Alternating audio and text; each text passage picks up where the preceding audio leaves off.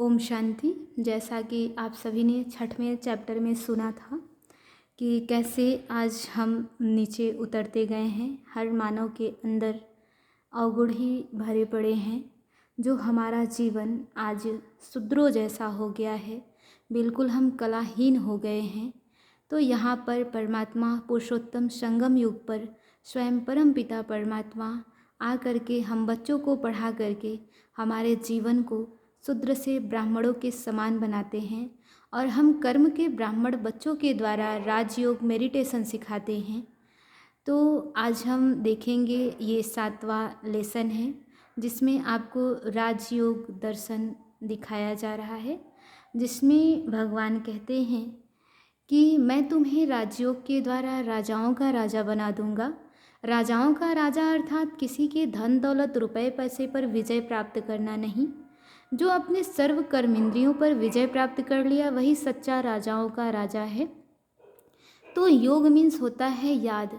हम कैसे बचपन से किसको किसको याद करते आ रहे हैं, पर हम भगवान को आज तक याद नहीं कर सके।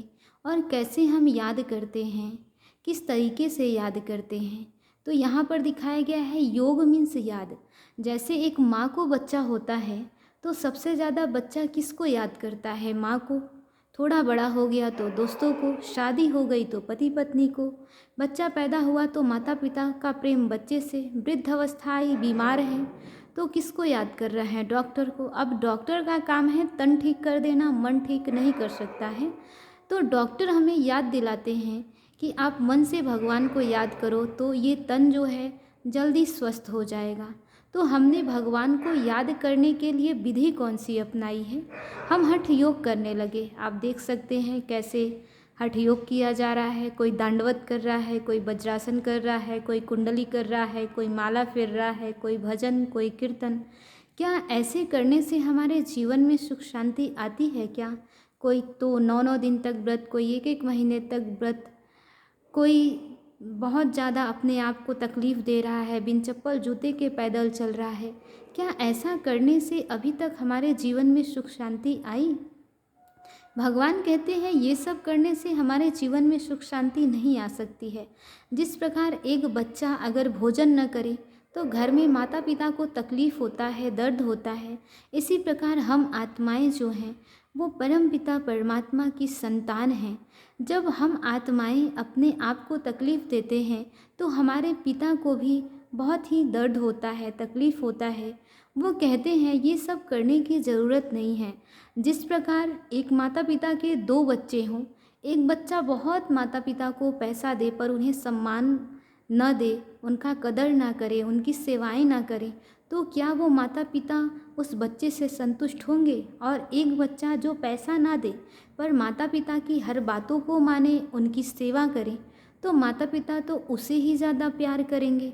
तो इसी प्रकार भगवान भी कहते हैं ये सब करने की ज़रूरत नहीं है। सिर्फ़ और सिर्फ तुम मुझे याद करो और मेरी श्रीमत पे चलो तो मैं तुम्हें सर्वश्रेष्ठ बनाता हूँ और तुम्हारे जीवन में सुख शांति सब कुछ आ जाता है। तो भगवान को याद करने की विधि कौन सी है? जैसे आप सामने देख सकते हैं चित्र में कि एक स्तंभ है, स्तंभ पे बैठे एक राजयोगी जो साधारण रीति से भगवान को याद कर रहे हैं, जिसमें 4 पाँव दिखाया गया है, 4 पिलर्स दिखाया गया है। कहते हैं ये पिलर्स ना हो तो स्तंभ गिर जाएगा। इसी प्रकार भगवान को याद करने के लिए हमारे जीवन में 4 अवस्थाएं ठीक होनी चाहिए। आप नीचे चित्र में देख सकते हैं जहाँ सत्संग हो रहा है। कहते हैं जहाँ सत्य का संग होता है, अगर हम भगवान के महावाक्य, भगवान की वाणी सुनते हैं और सत्संग रेगुलर करते हैं तो हमारे जीवन में दिव्य गुणों की धारणा हो जाती है।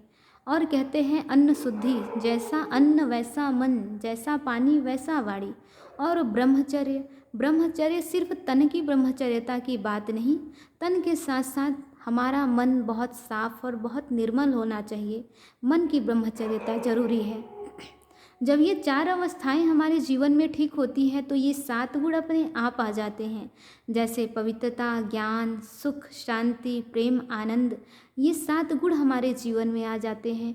जब 7 गुण आते हैं तो हमारे जीवन में अष्ट शक्तियाँ भी आ जाती हैं, जैसे सहन करने की शक्ति, परखने की शक्ति, निर्णय की शक्ति, सहयोग की शक्ति, सामना करने की शक्ति। ये सर्व शक्तियाँ हमारे जीवन में आ जाती हैं और हमारा जीवन जो है वो बिल्कुल कमल पुष्प समान हो जाता है।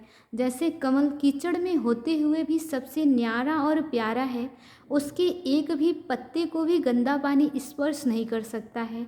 इसी प्रकार भगवान भी कहते हैं, आप घर गृहस्थ में रहो, बाल बच्चे परिवार सबको देखो, धंधा धोरी सब कुछ करो, सिर्फ और सिर्फ तुम मुझे याद करो और मेरी श्रीमत पे चलो, तो मैं तुम्हारा जीवन बिल्कुल कमल पुष्प समान बना दूंगा। तुम्हें कहीं भी कुछ भी छोड़ के जाने की ज़रूरत नहीं है। तो जब हम स्वयं को अब आत्मा समझ अपने परम पिता परमात्मा को याद करते हैं, तो हमारे अंदर ये 7 गुण और अष्ट शक्तियाँ स्वतः ही आ जाती है और हमारा जीवन जो है वो बिल्कुल कमल पुष्प समान हो जाता है।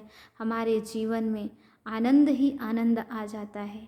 तो आप सभी, अब हम 8वें लेसन में समझेंगे कर्म दर्शन में कि हम कौन सा कर्म करें जो हमारा जीवन सर्वश्रेष्ठ हो।